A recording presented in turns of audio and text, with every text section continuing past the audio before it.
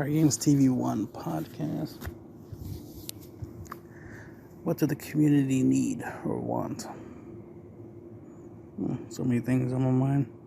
But something I noticed that happens a lot in the community, like online at least, because that's where you get to see videos, right? Is that a lot of times people request or they ask for certain things of certain content creators, for example.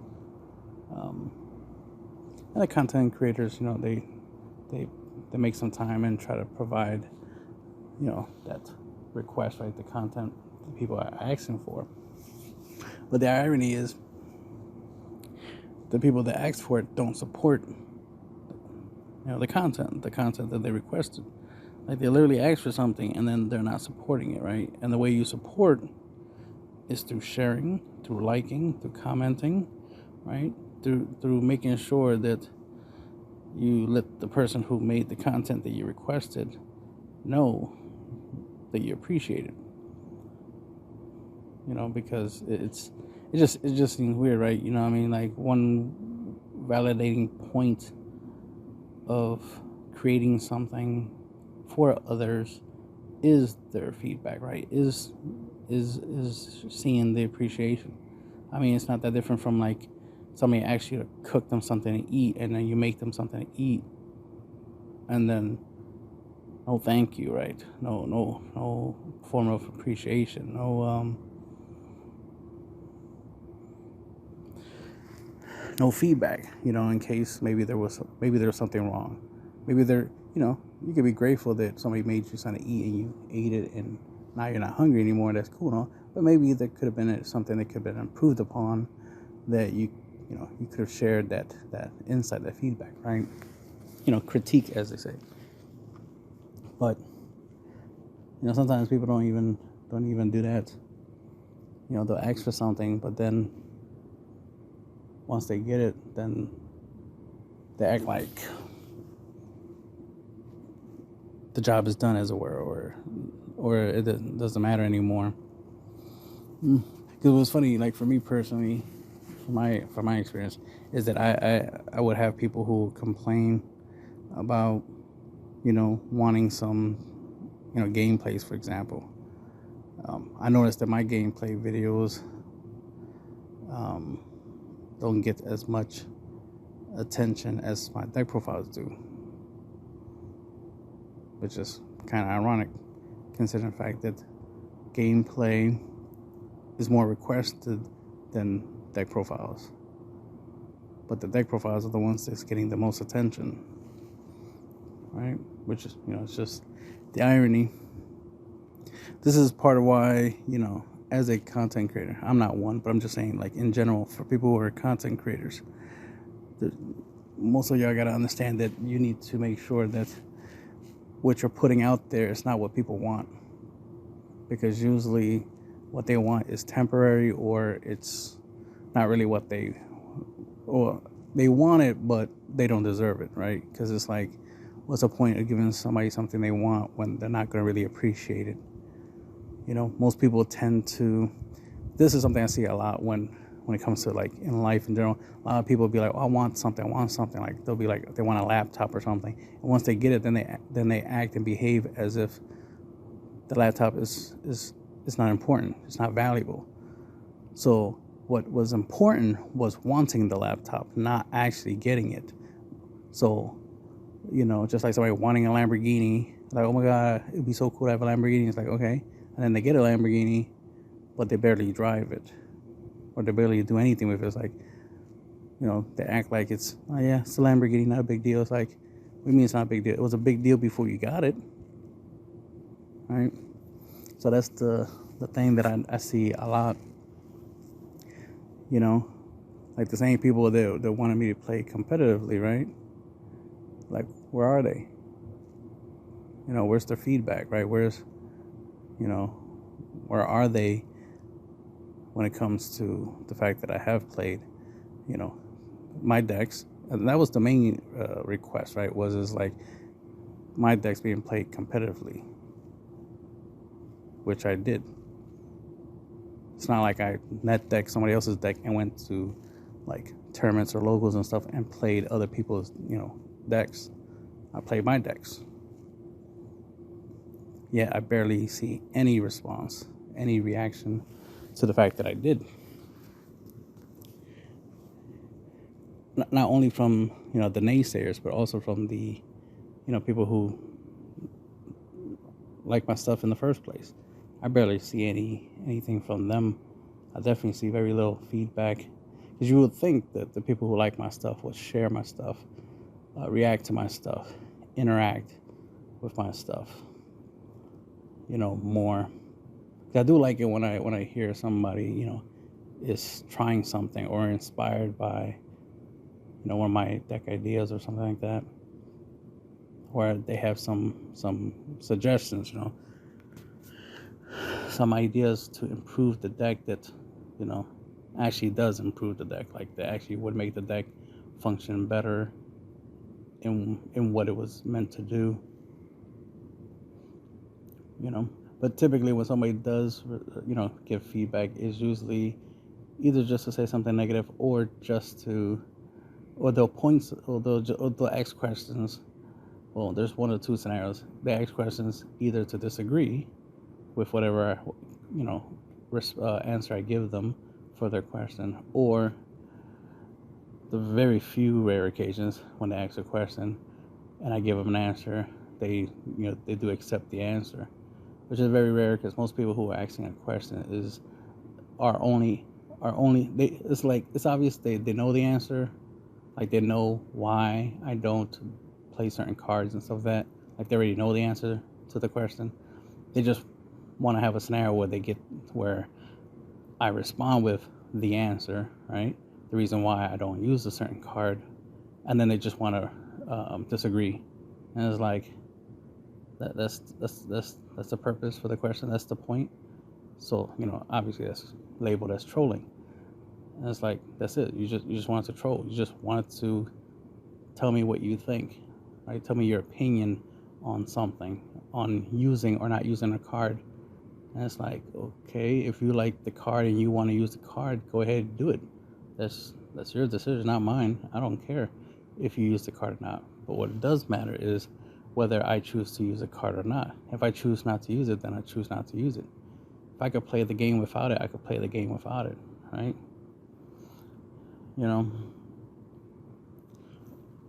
Like it's almost, an example of that would be like a fighting game like Street Fighter or something. And let's say all I play is Ryu. I don't use none of the other characters. I just use Ryu. Okay, well that's fine. There's nothing wrong with that. But some people will think it's wrong with that, right? Some people will complain and be like, "Oh no, you should play the other characters." And it's like, no, I don't. I just gotta get good with one, and that's it. And that one beat all the others, and that's all I need, right? All I need to do is master one character. And once I master that one character, I will be able to do all the things that I want to do, especially if the end goal is to be winning. So if I could win without super combos, then so be it. If I could win without playing counterplays, then so be it. If I could win without battle cards, so be it. If I could win without extra cards, so be it. If I could win without unison, so be it. Obviously, it's going to be hard to win without a leader, being present. I mean, I could win without using a leader, per se. I could literally just grab any random leader and just focus on the main deck and just do nothing with the leader. Like, that'd be funny, right? To build a deck where literally the leader serves no purpose. So then you're essentially playing the game without a leader. Obviously, I can do stuff like that. I have proven before that anything is possible. And that's the funny thing, is some people like to assume that things aren't possible. They want to believe things are one way and there's only one way when there's actually multiple ways of doing something. And I've proven that already. But the funny thing is I don't get the feedback. I mean, I recently got some feedback, which was nice. But it was just ironic that the feedback was in IRL, right? In real life. So some people that didn't know are aware of me. People I didn't know that actually watch my stuff. It's like, all right, I appreciate that. Just would be cool to know that that's the case online, right? So I have a lot of, like, the term is used is lurkers. So I have a lot of people in the closet, as it were, right? Hiding the fact that they watch my videos. So that's ironic. But I've had some positive feedback, or I should say feedback in general, because it's very rare to get feedback nowadays. I used to get way more feedback, like in 2019, 2020. But over the past 2 years, the feedback has been drastically reducing. There's been like 1 or 2 people that still, believe what they believe and still want to tell me things that they believe. But the funny thing is, it's based off of lies, which is the irony.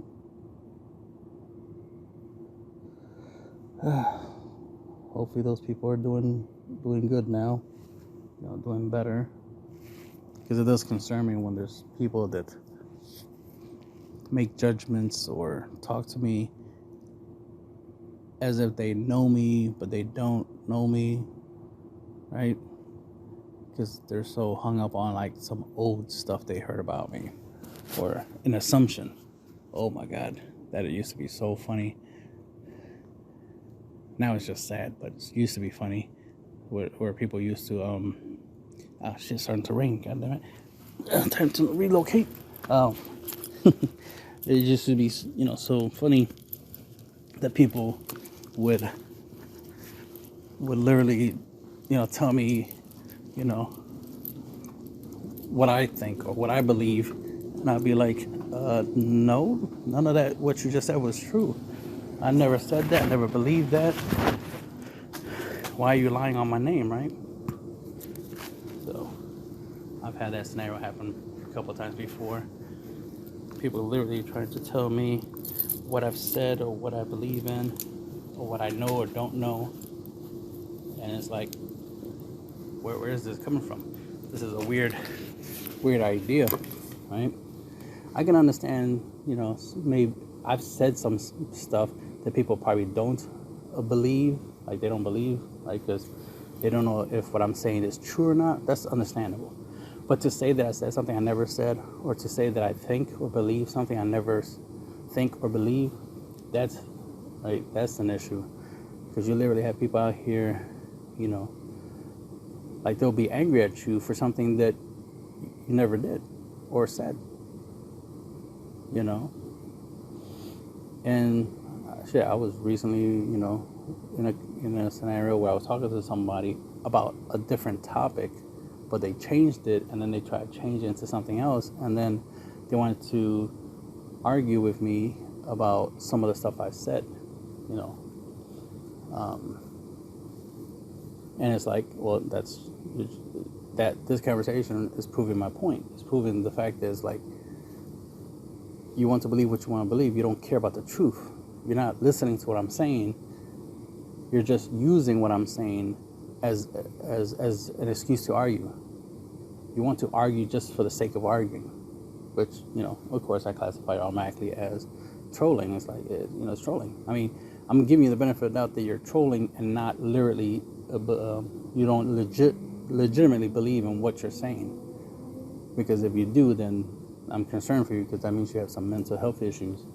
And, I don't want to make the issue worse by continuing a conversation that's just going to encourage these false ideas, especially if the conversation is turning negative. Like if the conversation is turning into somebody getting angrier and angrier, complaining and trying to tell me I'm wrong about something I said. And it's like, even though what I said wasn't wrong, it was just my viewpoint. Or especially if I said something about myself and then they try to tell me I'm wrong or I'm lying, like, what? I'm not wrong or lying. This is something about myself that's true, and I just told you something that's true, but you immediately want to say that it's a lie. which means you're using opinions and feelings over facts. Whatever I say is a fact, especially if I'm talking about myself. It's a fact. If I say, I went like 2 weeks without, undefeated playing a certain deck, then that's a fact. Until you have proof that it's not a fact, it is a fact until proven wrong. So it's just weird that in this modern day time, people want to immediately want to believe that something is not true off the bat. They want to believe it's a lie until there's quote unquote further proof that it's true. So like I will literally have to show somebody, back-to-back gameplay of me playing a specific deck to prove that I went undefeated with a certain deck or something, if that was the scenario. So it's just, the ridiculousness of the fact that you could tell somebody that's something that's true, but they won't believe you until you give them quote-unquote proof, and it's like, damn, I got proof that what I said was true. And see, because the funny thing is, what's so funny about proving something to be true or false is that it takes less to prove something is false than it is to prove something is true. It's harder to prove something is true than it is to prove something that is false, right? So if somebody lies, it's way easier to prove that they lied than it is to prove if they told the truth, right? So that's why if you believe somebody's lying, you should be able to easily and quickly prove that they're lying, because proving that they're lying is easier. Proving someone is telling the truth, that's harder.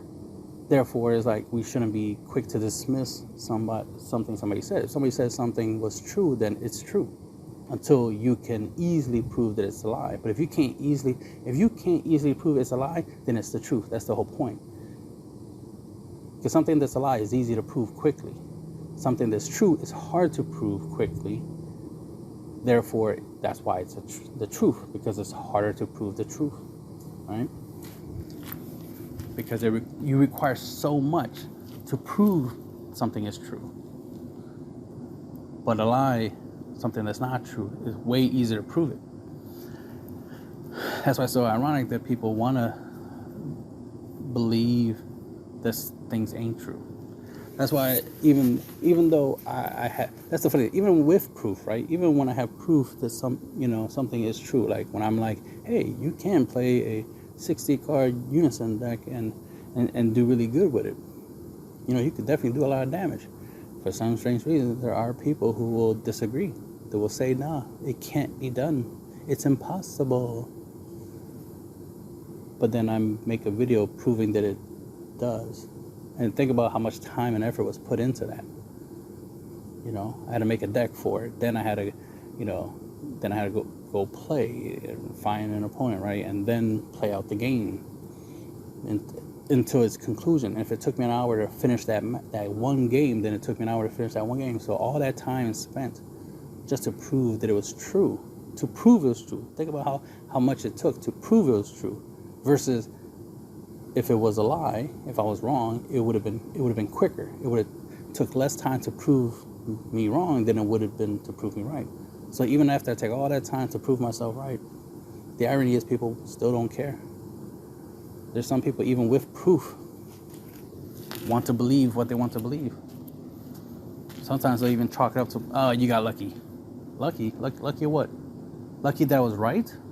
That's what you're trying to say? That I'm lucky that I was right? Not that I was just right and that's a fact and you were wrong. Instead of admitting that you're wrong, you want to say I got lucky that I was right. No, I was right from the beginning. You randomly thought I was wrong. That's a you problem. So then I have to think, how many times have you been wrong? That's the real question. How many times have you been wrong? How many times have you said something was wrong, and it turns out that it wasn't wrong? So it just shows that it's easy to claim something is a lie, is false, is not true, because of your own personal opinion or because of your own bias. Like the fact that I literally had a back and forth conversation with somebody over Super Combo.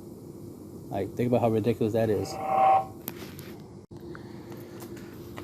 This is the irony of the world that we're currently living in. you know. Even though it's extra funny, right? Yes, like I said, it does take more to prove something right than it is to prove something wrong. That I can understand that some people is like, yo, instead of, me, building the deck, going on Untap, trying out the deck to see if, the deck is good, like the person whose deck profile I'm looking at says is good, I'd rather just have that person, show me the proof, as it were. Let them put in all that time and effort and work into showing me that something is good or is worth the time. And what's extra funny is that even if the person, like I'm obviously use myself, even if I took the time to, test, go on Untap and play a game or two with a deck to showcase what the deck is capable of doing. Ironically, even after that, it still won't matter to most people. Most people will still not play it. They'll still play whatever they want to play, or they'll do something else. It's just that sometimes I notice some people are more concerned about being right than anything else. And then, of course, when they're proven they're wrong, it's like, okay, I was wrong. Whoop-de-freaking-do. And then they move on to something else. And it's like, wait, what? So it doesn't matter? So proving you wrong doesn't matter. So it's not like you were like, oh, man, I was wrong. I stand corrected. Therefore, now I'm going to appreciate and be more open-minded to, these ideas, these the stuff that's different than I'm used to, right? I changed my mind, right? So then they're going to still believe what they're going to believe. You know what I mean? I wouldn't be too surprised if the person was arguing to me about super combos, considering the fact that they were trying to argue with me about it, and they were trying to state that they watch my videos, that they're, they watch my gameplays and stuff, but they kept adding negativity. And it's like, why you keep throwing negativity? Why you keep, like, you say you saw my gameplays, you say you're not impressed. Then you say that the people I played against were like trash or something, like or at least you try to imply that they're bad, that they're not good players, this, that, and the third, right? Then you try to make it sound like you are a better player than them. And it's like, hey, what's going on here? Why are we throwing shade at people you don't know? Like, it's like, it's one thing for you to talk to me, talk about me or to me. It's another thing to talk about other people that can't defend themselves in this conversation. Talk about other people you don't know. You don't know their skill level. You assume, why? Because I did good against them, therefore they're bad at the game? No. And that kind of stuff. So it was just kind of, that right there lets you know that there's something definitely wrong with this person. This person has I'm a narcissist. I can admit that I'm a narcissist, but I'm not the extreme version that most people nowadays I see are. Well, they're so a narcissist. They'll throw shade at random people. Like, they'll talk trash about all these people over here are bad at the game because I say so. It's like, okay, narcissist much? Because unless you played them and beat them, then you can't be talking about them not being better than you, right? Now, I focus on the fact that I'm constantly improving, getting better at the game, not the meta, not the way everybody else plays, the game itself, understanding, how the game functions, what works, what doesn't work, how much of the game is random, how much of it, is up to the player, how much influence a player's decisions, affect the game. These are the types of details that I look for. This is what I look into. I look into, what can happen turn one and what does happen in turn one, right? Mathematically, right? Like, what are the odds of certain things happening turn one? What's the odds of turn two, turn three, and the list goes on. And this is why, I have concepts like the first 4 damage the easiest, the next 2 require a little effort, and the last 2 is the hardest. That's not just something that sounds cool to say. No, that's a reality of the game. That's something that I've witnessed time and time again. And 4 to 5 years now, is a lot of time. And so it's not like the game just started last week, just came out last week, and now, you know, I'm saying all these things, and it's like, oh, we can't believe what you're saying. The game just came out last week. No, the game has been out for over 4 years, so, you know, I know what I'm talking about when I'm talking. But there's the irony that there's some people, instead of giving it a try, and I have videos for the purpose of sharing these ideas and these thoughts and these concepts, and literally gameplays that illustrates what I'm talking about. Some people are already smart enough to get the memo, right? Some people are smart enough to just hear me talk and understand right off the bat. Some people need videos, right, to understand what I'm saying. Fair enough. Some people are visual learners. Got you. That's why I made videos, so you can learn what I already know to be true through videos. I'm teaching through my videos. I'm sharing my knowledge, my experience, what I'm capable of doing through my videos.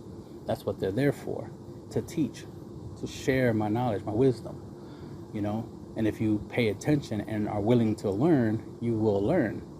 And once you learn, you will see the truth, right? You'll see what is possible. I'm not saying that my way is the only way, or that my way is the right way. What I'm saying is my way works because it works, or just because it is part of the game, right? It's part of the aspect of the game that's like, yeah, you can play this game, you know, with a 60 card deck, or with old leaders, or no super combos, or with an ultimate, or without an ultimate, and the list goes on of things you can and can't do, or, you know, things you can do a lot with or without things, is what I'm trying to say. But the irony is you literally have people that, you know, believe things are one way versus the other. They believe there's only one way of doing things. And then they try to promote that, right? They try to argue with people like, no, you got to play this, you got to play that. By the way, the guy. So, damn, lost track of thought. But, you know, there's so many things I gotta, so many things to deal with, you know, when it comes to the game. Man, I'm really losing track of thought. What was it that I was talking about? Shit, multitasking. About decks. People testing them out, people trying them out. Yeah, but, you know, like that, it was just the idea that, yeah, a lot of people have a habit of naysaying, basically, right? Being negative. They want to believe that things work one way, not the other. So sometimes you gotta prove them wrong, but the thing is that tends to put in a lot of extra effort to do so. Granted, I'm willing to put in the extra effort to, you know, educate people, right? To put the right information out there as much as possible, to share ideas. That's the main thing I do, is share my thoughts and opinions. Not opinions, I don't do opinions, but my thoughts and experience. That's what I meant to say. My thoughts and experience, and share it with people. And, you know, if it's beneficial to others, great. That's part of what, that's the main reason that I share, is for it to be beneficial to others. The other reason is because, you know, yeah, I'm a narcissist, right? So I want people to see what I'm doing. I want people to be able to, you know, to be able to say like, oh yeah, that was him. He did this, he did that. You know, that's some cool stuff. So I definitely like getting credit where credit is due, as much as anyone else. But ironically, I don't get as much credit as I should. But yeah, there's that. But yeah, the interesting thing is you would think I would have a lot more subscribers, a lot more shares, a lot more engagements. Because the funny thing is a lot of people know of me. You know, a lot of people, I guess, do share to a certain degree my stuff. They just don't share it directly from like my YouTube channel, for example, or my Facebook page. I barely see anything, you know, any information saying that my stuff is being shared. And I do have indicators. I do have stuff that show me that if something was shared or not. It's just that I don't see a lot like I should, you know.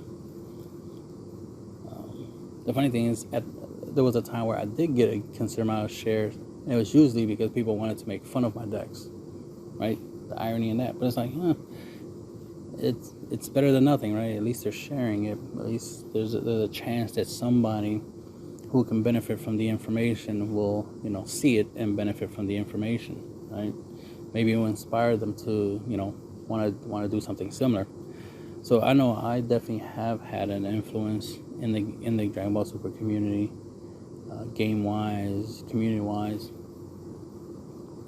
But, you know, it's just the irony that there's some people who, you know, obviously have a negative viewpoint. It's funny, they'll try to make it seem like it's my fault for not having as much of a following, you know, like subscribers and stuff like that, or views on my videos as much as, you know, any other, you know, content creator. To me, one way I look at it is because, like, well, I'm not a content creator, so no surprise I don't have a lot of subscribers and views in comparison, because, you know, I'm not posting stuff for entertainment purposes. I'm posting stuff for educational purposes. And ironically, educational stuff is not popping, right? It's not as popular as it should be. You know, there was a time where, you know, YouTube was about education, right? It was about information sharing, but then it pivoted to entertainment. And I'm not against people, you know, watching some channels for entertainment purposes, but you should also be watching some channels for educational purposes to actually learn something. But there's this inherent, well, not really inherent, but there's this thing that's been going on for the past couple, 10 years, I guess, where people just start getting into this whole mindset that they know everything, that their opinions are valid when they're not. Opinions are never valid. And it gets to that point where somebody will literally say, hey, you could play a deck with only extra cards. No battle cards, no unison. It's just leader and extra cards. And they'll be quick to say, no, that's not possible. That's bullshit, blah, blah, blah, blah. And even if you show them proof that it's possible, still don't matter, right? Ultimately, they don't care. They just care to voice their opinion, right, at the time. And when you prove them wrong, well, they're not quick to admit that they're wrong, because they don't want to be wrong, right? They want to be right. But 9 out of 10 times, they're more likely going to be right, wrong about something, which is more reason why they're not going to admit it, because no one wants to be wrong, right? It's all about the whole feelings thing. No one is willing to accept being wrong. No one's willing to accept, hurt feelings for being wrong, right? Everybody wants all positivity. Everybody wants all of that, right? That's part of why most people who net deck typically do it more, because of they want a positive outcome, and they think by copying off of somebody else they'll get it. And some people literally use the fact that they play a certain deck as their personality, right? As a way of saying, look, I'm a cool person. I'm a good person. I'm a person you should respect because I'm playing this deck. Like, what? It's just it's a deck of cards. It's not a personality. Like, you're trying to get validation through card games. I mean, think about that. Through a deck, I should say. And a deck you didn't even build yourself. If you build the deck yourself, then yeah, you get credit for that. But if you net deck, you don't get credit for somebody else's work, right? You don't get credit for somebody else's ideas. But there's literally a lot of people out there that try to do that. Literally try to make a certain deck their personality. They try to claim something as who they are. Like, this is me. I'm this guy or this gal. I represent this. Now, if people label you something, that's one thing. Like, some people have labeled me essentially the super combo guy, right? A lot of times people would mention. I mean, even when I was at the regionals, it was brought up. The whole, like, oh, this is the guy. The unisons. It's like, okay, I'm the unisons guy, and then somebody else will be like, oh man, he's the super combo guy. It's like, okay. These are the things people are focusing on, And, I mean, better than nothing, right? At least they know me. At least they're aware of me. But it's just a little interesting that what I'm known for isn't what I expect to be known for, right? I expect to be known for the guy that, plays the game, right? That, tries to come up with different, different strategies, different concepts to make the game easier. That's what I expect to be known for. The guy who's mastering the game. But instead, I'm the super combo guy, or I'm the Hatchiak guy, or I'm the Unison guy. It's like, that's kind of weird, since that's not what I'm out here promoting. I'm not out here promoting, unisons. I'm not out here promoting super combos or not playing super combos, right? I'm not out here promoting, Hatchiak per se. I mean, I do play Hatchiak. I do have a Hatchiak group, but that's because, there is a level of popularity behind the leader, and I noticed there was no Hatchiak group, so I made one, since I do play Hatchiak myself, among other leaders. I was like, all right, well, I'll make a group, so that way there is one, and, I do have, a lot of Hatchiak builds, other than mono black. I do have different variants, so why not share those? And, so far I got 45 members, which, seems like there's a small group of Hatchiak players if you look at it that way. I'm surprised that it's not like 100 or 1,000, Hatchiak players. So it's like, oh, okay, I guess there's a small group of Hatchiak players. That's fine. Not complaining, just an observation. Something I noticed is like, okay, very few Hatchiak players. Ironically, I lost like 1 or 2 followers in the group. It was kind of weird because they both disappeared exactly at the same time, which makes me think that what it probably was is that it was the same person with 2 accounts. So something like that.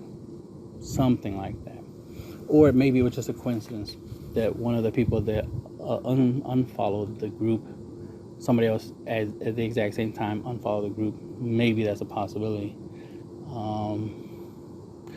But who knows, right?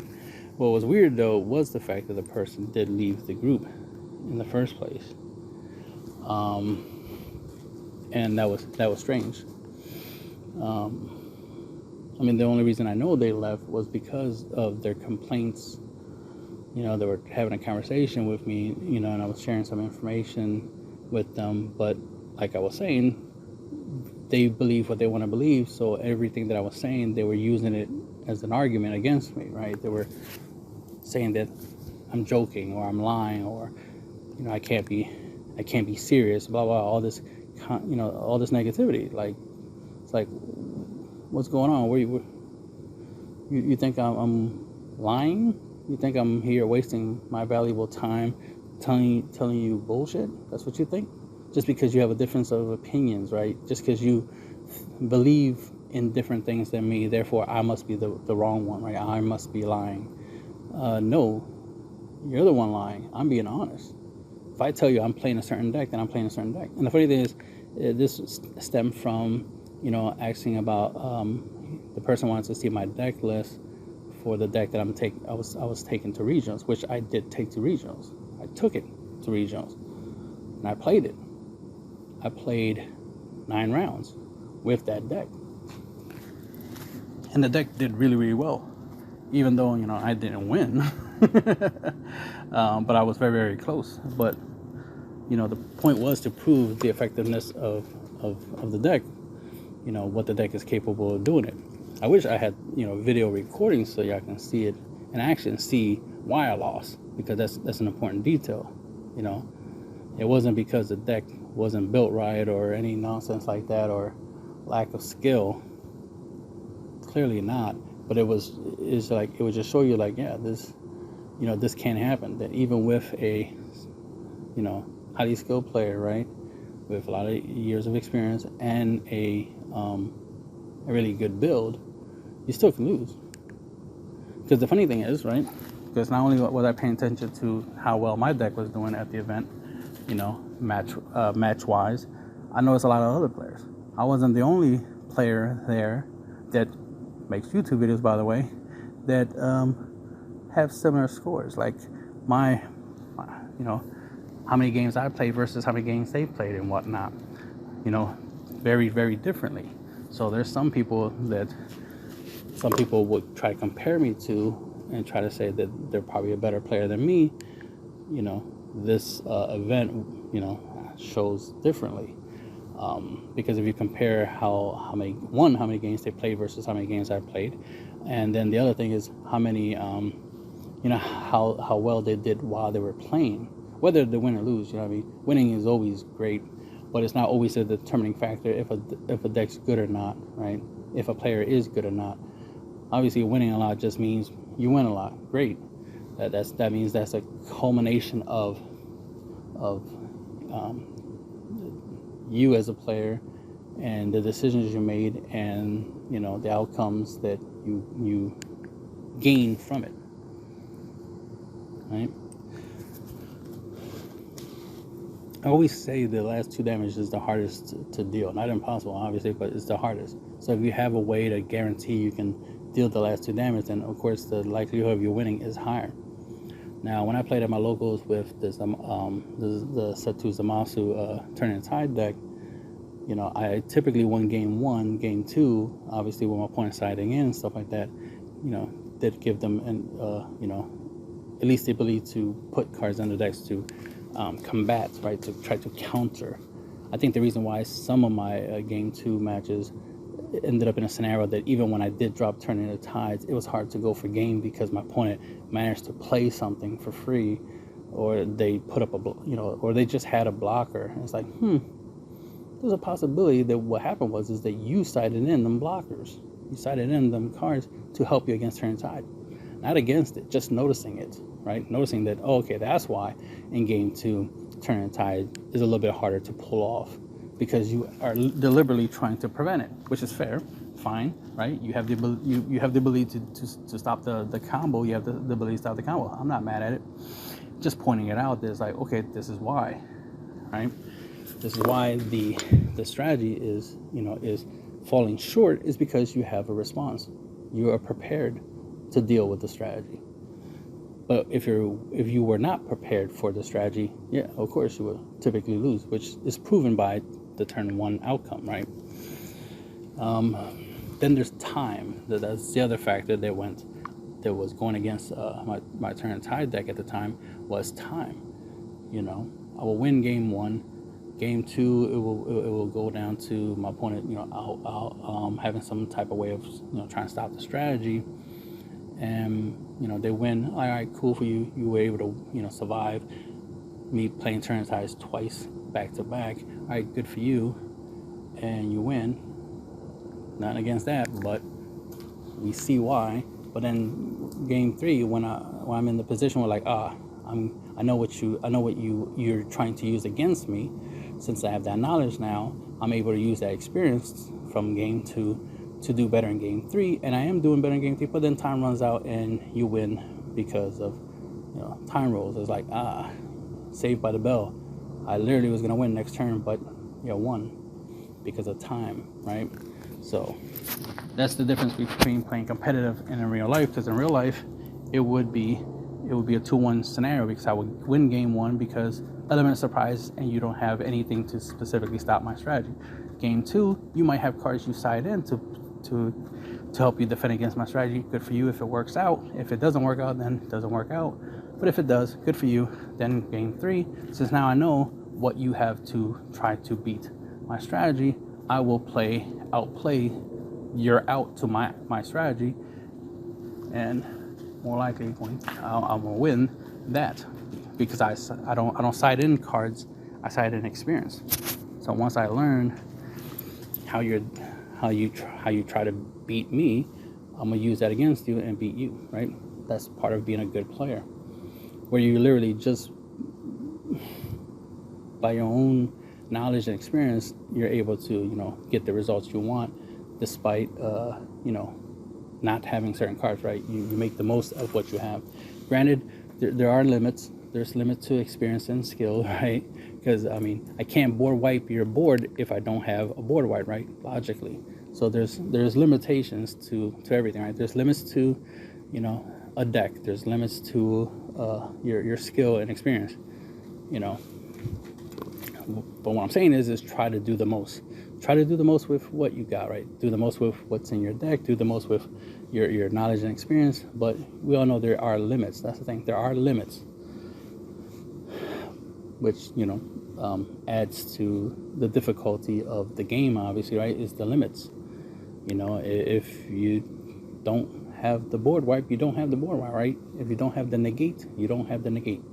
If you tapped out and your opponent, you know, one turn kills you, then that just happens, right? You know, the idea is to try to reduce that, is to understand why does that happen? Why when your opponent reaches turn 4, they're able to, you know, to take you from like 6 life down to 0. How did they do it, right? Figure out why was it so easy for them to do it, but when you try to do it, not so easy, right? And then learn from that, right? Learn from your losses, because that will make you a better player. So from, you know, my experience, which is where I talk from the most,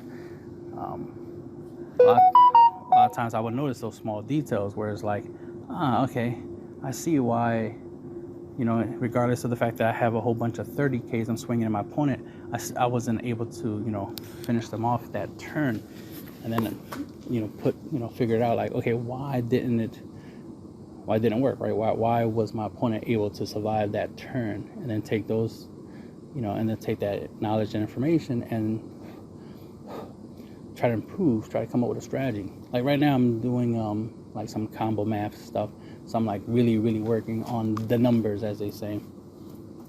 One of my most recent videos was about power output, like the power of your cards per turn.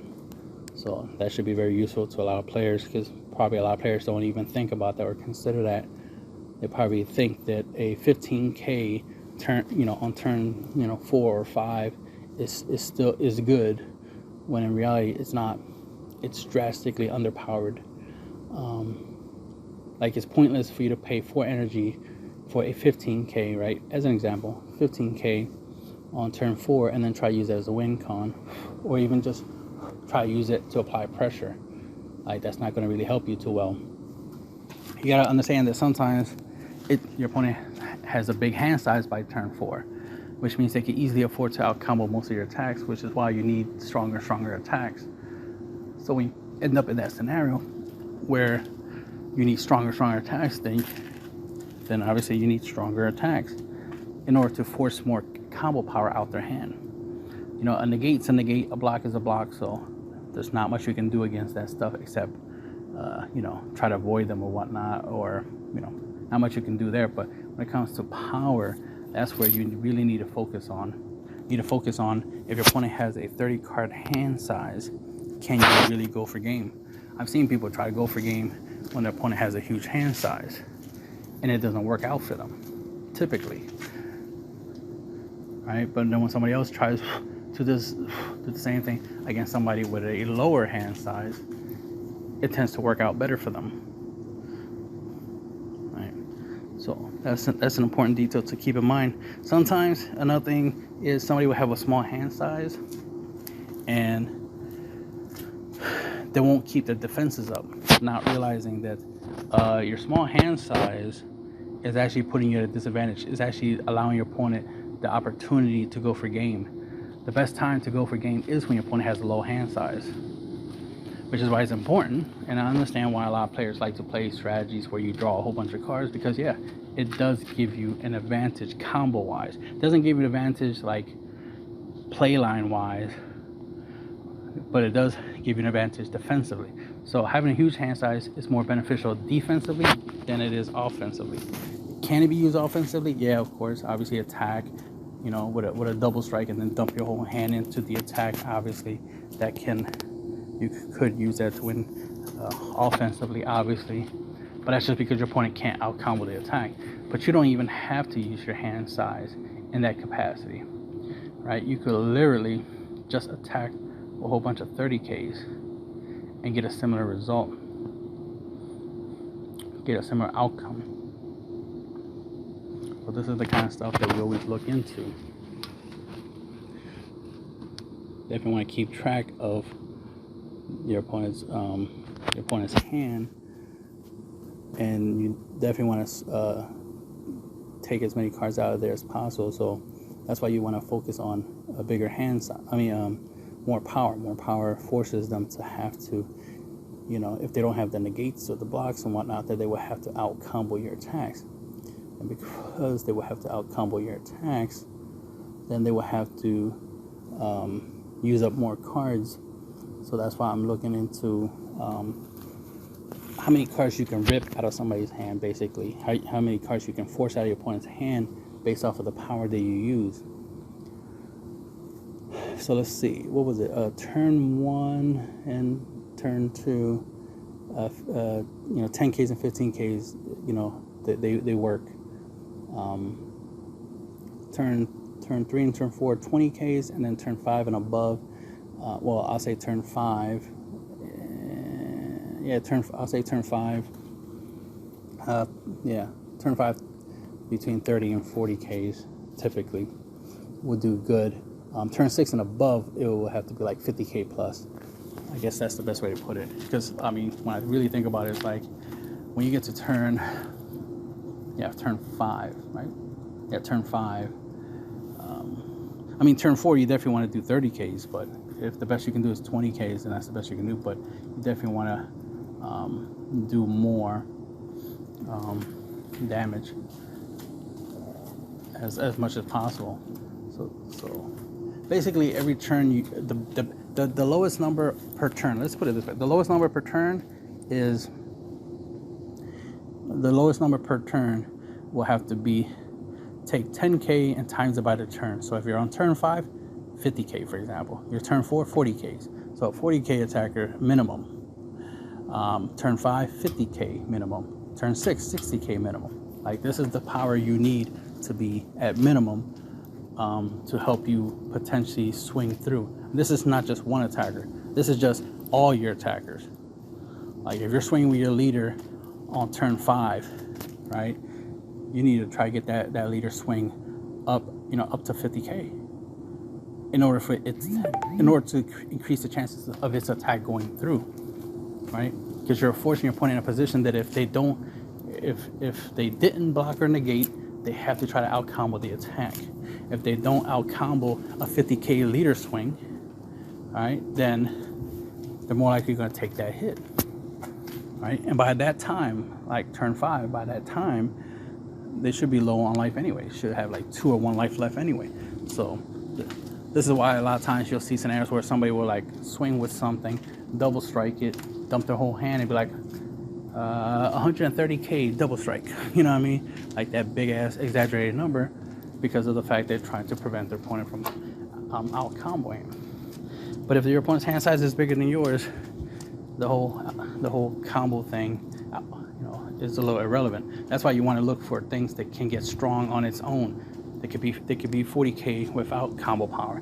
They could be 50K without combo power, 60K without combo power. You might want to be, look at cards that you pump energy into it, right, and make it stronger. That way, it saves you on the whole combo power scenario. Especially if you don't have enough cards in your hands to even get something up to 60K plus power, then having cards that can get to that number on its own will be something you want to look into. Just food for thought. Obviously, anything that prevents your opponent from comboing, anything that gets strong on its own, like Mirror, Create, Absorb, or anything that, obviously turning tides and things like that are very useful when it comes to avoiding your opponent having a huge hand size, because you literally take it away. So that these are the different strategies that we're looking into, or I've been looking into and been sharing when it comes to playing the game, because I notice a lot of players are not doing that, right? They're not trying to find solutions to these types of problems, because these are problems, right?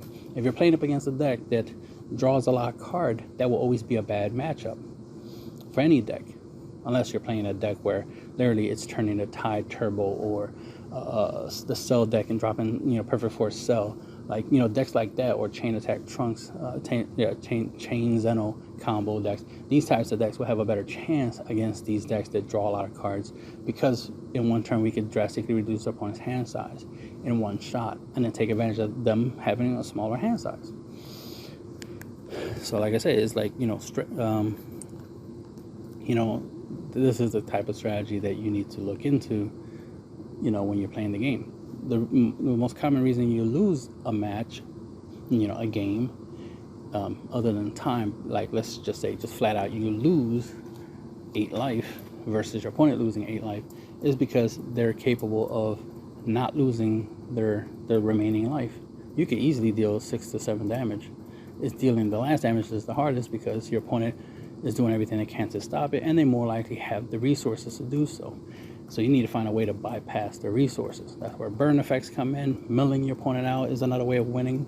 But if the goal is to always do 8 damage, which is the most common way to try to win the game, that's where you got to learn to master, right? Learn the art of 8 damage, as it were.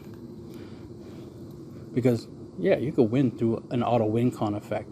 You can win through milling your opponent out. Yeah, you could even win through burn effects. Like there's some cards that can do 4 damage. There's leaders that have the effect to essentially burn for 4, right? And I always say the first 4 is the easiest, so those types of leaders will be very viable, right? Just deal the first 4 damage and then use the leader to finish the game off, or use a battle card to finish the game off, right? So the idea is just to figure out, ways to get your opponent down to 0, right? And then make those strategies faster, right? Make those strategies work. And there's some people out there that do put in the time and effort to make those strategies work, but there are a lot of people who don't, right? Which is why you see a lot of the same stuff over and over again. And you be seeing people top, the reason why a lot of the same people top is because these are the types of people who are constantly thinking of that scenario. Like, yeah, I just need something that lets me do what I always do or want to do when I play a game, so I can get the results that I want. And their play style is the determining factor of, them winning. And more likely, they probably lean towards the whole draw power aspect, right? The whole, like, oh, let me just out-resource my opponent. The more I draw, the better chance I have, right? The more energy I have than my opponent, as in I can make plays, right? But I can always untap, so I can always have energy to play, to play negates and stuff like that. And I make sure my negates, are among the best negates in the game. Like, these are more likely the mindset of a lot of these players at top events, because what they do is make the game easy for themselves, but make it hard for their opponent. That's why stuff like Soul Striker is popular. That's why Gamma 1, Gamma 2 was popular at the regionals that I went to, because it lets you essentially untap 3 energy every turn, which means you can always afford to negate, right? Always afford to keep your defenses up, right? You can always turn those 10k, combo power that require 1 energy. You can always use them, right? So you're not limited to just super combos being the only 10Ks you can use, because you always have energy to, to tap for 1 energy. Shit, I was in a scenario where I paid 1 energy to play my Champa and use it to 10k combo, right? To out combo a game-winning attack. So I got that extra turn I needed in order to go for game, right? And I won. Like, think about that. Like, I don't have to get 10k for free. I could pay 1 energy to get 10k, just as long as I get the outcome that I want, which is not to take the damage, right? One of the funny things is the way, the mechanics of the game, it is simple.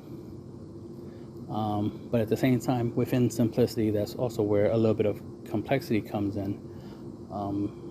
Because, as like I said, comboing changes drastically the outcome of certain matches. So whoever draws the most tends to have the most advantage because of combo power. And that's it. It's just because of combo power. It's not because they have more play lines, more options. No, it's just combo power. If you take combo power, the concept of comboing, well, at least the concept of comboing defensively. Comboing offensively should, I was thinking of that concept, like, what if they took comboing defensively off the game. Right? Take that out, make it where the only time you could combo is during your offense step, and make it where there is no combo defense step wise. How different would the game be, right? Which means if you don't want to take damage, you better negate or block, because there is no defense step for you to out combo the attack, right? That means your opponent can swing with a 10k, combo 5k, just so they can make sure they hit, because you didn't block or negate, which means blocking and negating becomes that much more valuable, right? That much more must have. You must have the ability to block. You must have the ability to negate, because if not, you'll take damage. So that'll be interesting. Just like I talked about the whole maximum hand size thing. It'd just be interesting to see that. Maybe I get lucky someday. Me and my partner will play test that concept, right? Test out the idea of only comboing offensively, not defensively, and maximum hand size, and just see how the game plays out that way. And if it's a bad idea, then it's a bad idea, right? And we'll find out by testing it out. But you never know. It might actually be a good idea. It might actually be the solution to a lot of these, a lot of the problems we have, like competitively, right? The reason why we have best of one is because of time restraints, right? To, speed the game up. So that's why we do the best of one pre-side, and all that stuff. When, it would be better to play best of three.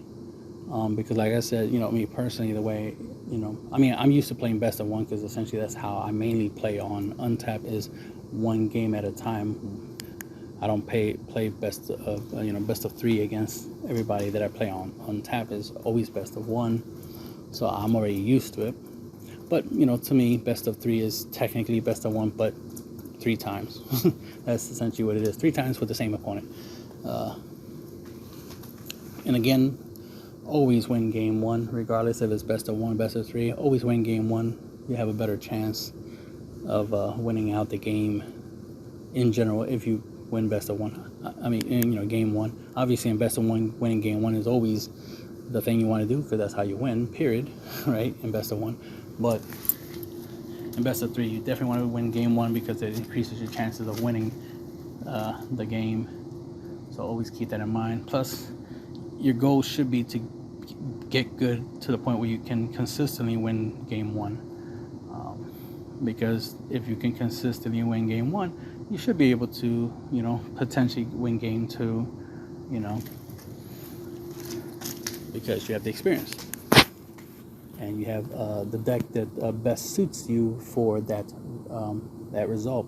It's not too different from like a car. Like, let's say you're better driving a Lamborghini than you are driving a Ferrari. So if you were to race somebody else who is driving a Ferrari, let's say the Ferrari and the Lamborghini speed-wise are similar, the same, but there are some slight differences, right? The turn radius of a Lamborghini is probably better than a Ferrari, and you are better handling that turning capability, or it's better at turning, so you don't even have to be that good at turning, because the car already is good at turning, so you're just taking advantage of that aspect. But let's say you swapped and you got in the Ferrari and your opponent got in the Lamborghini, and y'all started driving, right, racing. Then if you are good, right, at turning and stuff like that, that makes up for the car's lack of being good at turning, right? Naturally, like, you'll be able to compensate. That's the thing. You're able to bring to the deck what the deck is lacking, and vice versa. This is why I always say the whole, like, players with less experience, benefit more from decks like Soul Striker, decks like Dark Broly, things that make the game easier for the person who's playing the deck, so they don't have to be good. Like when I was talking about like turn 1 and turn 2, 15Ks, 20K attackers. 10Ks and 15Ks are good, but after that you need something that's 30K plus, to do good late game, right? But if you're playing Dark Broly, you have 30Ks turn 1, turn 2, turn 3, turn 4, all the way until the end of the game. So you're always playing 30Ks. If you combo, you can easily turn the 30K into a 40K, or maybe up to a 50K or even 60K, depending how much you're comboing, right? So with a deck like that, it makes the power aspect of it much easier, because it's already built into the deck. But here's the thing, you don't have to play Dark Broly to have a whole bunch of 30Ks in your deck. You can literally build a deck with a whole bunch of 30Ks. Just get a whole bunch of different 30Ks that you can play for relatively cheap, throw them into a deck, and there you go. You have something similar to a Dark Broly deck, you know. And I was already doing that 30K, deck concept before Dark Broly was even a thing. But once Dark Broly became a thing, well, people started playing it, right? It definitely made it easier since it was all themed out. It was all built to do, the idea of throwing out 30Ks left and right, and gave them cool effects on top of that, right? Not just making a whole bunch of 30K, battle cards that you could play out for cheap. They could have done that. They could have made them, technically skillless, right? The only skill they have is the ability to be played for cheap. But they actually gave them extra effects, so it's like, oh, that's powerful. Not against it. I'm a fan, of course, but it was just the idea that it's like, oh, well, see, that's the point. I already start seeing the value of things that have dual attack, things that are 30K plus, and trying to incorporate that into a lot of decks, right? The idea of playing, floodgate negates more than just regular single negates, trying to get away from single negates, because there's going to be times where you're going to need that floodgate negate way more than a single negate. Free play negates, like sparking negates, using them more than regular negates. So it's a combination of sparking negates and floodgate negates, because you'll play the floodgate negate first, obviously, but the sparking negate, right, or the free play negate, like a blocker negate, is for when your opponent is capable of bypassing your floodgate negate's ability, right? They're able to pass by your floodgate, and you will need extra defense, especially if you're tapped out. So in a scenario where you're tapped out, you definitely want some form of backup. So that's where that comes into play.